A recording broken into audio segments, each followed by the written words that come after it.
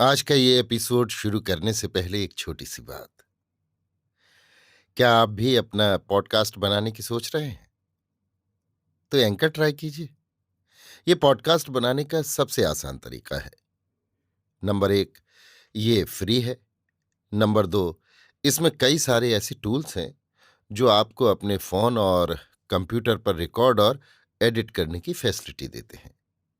Number 3, आप अपने podcast को डिस्ट्रीब्यूट भी कर सकते हैं, जिससे इसे स्पॉटिफाई और दूसरे प्लेटफॉर्म पर सुना जा सके। तो डाउनलोड कीजिए फ्री एंकर ऐप या विजिट कीजिए anchor.fm पर अपना पॉडकास्ट स्टार्ट करने के लिए। ये तो थी एक छोटी सी जानकारी, और अब शुरू करते हैं एपिसोड का सिलसिला। तो आज के एपिसोड में लीजिए सुनिए सूर्यकांत त्रिपाठी निराला के लिखे उपन्यास भक्त प्रहलाद का त्रयोदश परिच्छेद सागर गर्भ में, मेरी यानी समीर गोस्वामी की आवाज में। हिरण्यकशिपु की कुल कार्रवाइयां मिट्टी में मिल गईं और उसके परम शत्रु का बाल भी बांका न हुआ। एक इतने बड़े वीर के लिए ये चुल्लू भर पानी में डूब मरने की बात थी, परंतु समय सब कुछ कराता है।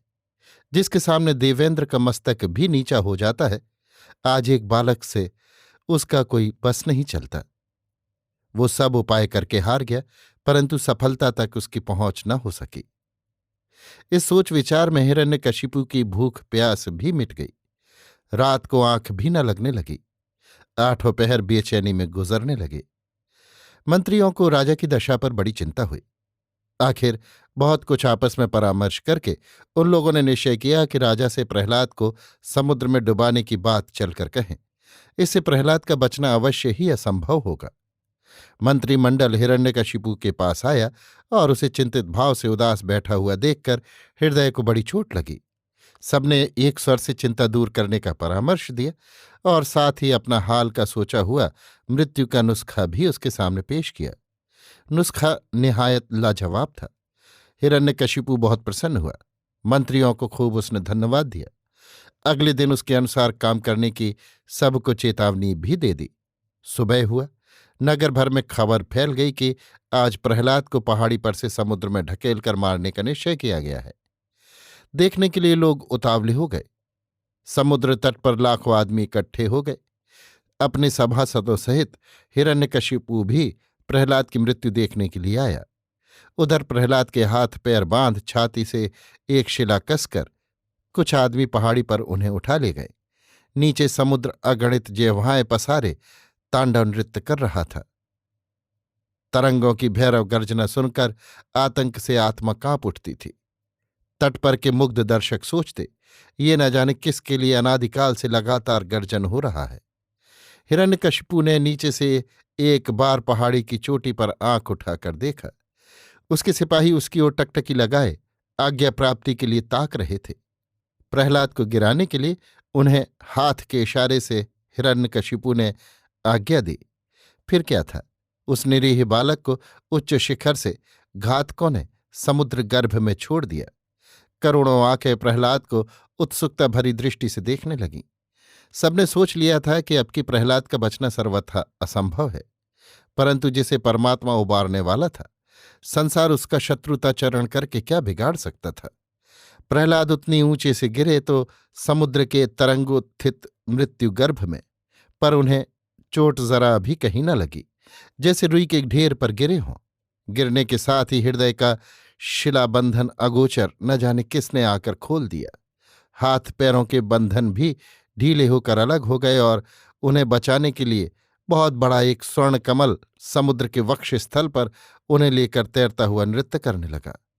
उस पर सुखासन से बैठे हुए प्रहलाद उच्च स्वर से ईश्वर का नाम ले रहे थे। तट के लोगों ने आस्तिकता का जीता जागता चित्र देख सहर्ष प्रहलाद का स्वागत किया। करोड़ों कंठ वज्र गंभीर ध्वनि से प्रहलाद के स्वर में स्वर मिलाकर भगवान की जय ध्वनि करने लगे। कमल उसी प्रकार बहती हुई तरंगों की मधुर थपकियों से धीरे धीरे तीर की ओर आने लगा। तट पर पहुंच जाने पर प्रहलाद उससे उतरे। लोगों ने बढ़कर उन्हें उठा लिया और अपनी गोद में डाल गगन भेदी राम नाम ध्वनि से उनकी यशोदुन्दु भी बजाने लगे। हिरण्यकशिपु कुछ काल तक तो मनमुग्ध होकर ये दृश्य देखता रहा। फिर अपने सामने ही अपने परम शत्रु की जयध्वनि सुनकर अधीर हो गया। उसने नियंत्रण की चेष्टा की, परंतु उसका मनोभाव चतुर मंत्रियों से छिपा न रहा। उस समय के लिए उन्होंने धैर्यपूर्वक जनता के कार्य में विघ्न न डालना ही उचित समझा और राजा से कहा कि ये बहुत अनुचित होगा अगर उत्तेजित जनता के प्रतिकूल आचरण किया जाएगा। इस समय नीति के अनुसार अपने मकान में प्रहलाद को ले चलना ही अच्छा होगा। फिर वहां चलकर जैसा करना आप उचित समझे इच्छानुसार करते रहें। वहां से नियंत्रण में आसानी होगी। यहां संघ के संगठित कार्य में तो किसी हालत में भी विरोधाभास न प्रकट होना चाहिए। हिरण्यकशिपु बात मान गया। प्रहलाद को सहर्ष साथ ले मंत्रियों सहित अपनी राजधानी की ओर चल पड़ा। पीछे पीछे करोड़ों कंठ से राम नाम ध्वनि भी प्रहलाद के साथ हो ली। राज्य की 16वां आना प्रजा प्रहलाद के पक्ष में हो गई। हिरण्यकशिपु का दुर्धुर्ष प्रताप दबकर चकनाचूर हो गया। यदि मंत्रियों ने उसे न समझाया होता तो समुद्र तट पर ही प्रजा को दबाने के लिए उद्यत हो गया होता, परंतु बुद्धि से काम निकालना ही मंत्रियों ने पसंद किया। हिरण्यकशिपु और प्रहलाद दोनों को महल में ले गए। इससे प्रजावर्ग को विश्वास हो गया कि अब प्रहलाद मुक्त कर दिए जाएंगे और हिरण्यकशिपु परमात्मा का प्रताप प्रत्यक्ष करके अब उसका भक्त हो जाएगा। इस तरह राज्य के लोगों के प्रत्येक के हृदय में प्रहलाद का आसन जम गया। सब उन्हें अपना आदर्श और आचार्य मानने लगे। हिरण्यकशिपु ने इतनी अत्याचार, इतनी हत्याएं विष्णु के विरोध के लिए की तो, पर उसे सफलता न हुई।